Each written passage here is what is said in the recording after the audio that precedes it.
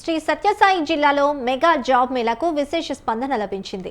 నందమూరి బాలకృష్ణ నేతృత్వం సిల్ డెవలప్మెంట్ సంస్థ ఆధ్వర్యంలో హిందూపురం సప్తగిరి డిగ్రీ కాలేజీలో నిర్వహించిన ఈ మేళాకు యువతీ యువకులు భారీగా తరలివచ్చారు.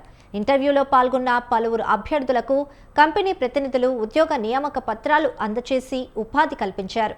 రాష్ట్ర ముఖ్యమంత్రి నారా చంద్రబాబు నాయుడు ఎంతో దృఢ సంకల్పంతో సంక్షేమం, ప్రజాభివృద్ధికి తీవ్రంగా కృషి చేస్తున్నారని జిల్లా టీడీపీ అధ్యక్షుడు మడకశిర ఎమ్మెల్యే ఎంఎస్ రాజు అన్నారు.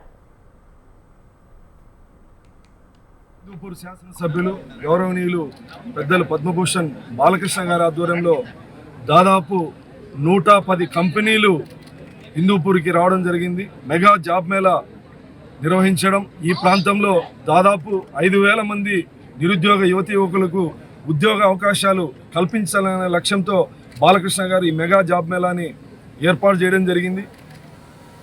ఈ మెగా జాబ్ మేళాకు వేల మంది నిరుద్యోగ యువతి యువకులు రావడం, దీన్ని సద్వినియోగం చేసుకునే విధంగా వాళ్ళందరూ ఇంటర్వ్యూస్కి అటెండ్ అవుతా ఉన్నారు.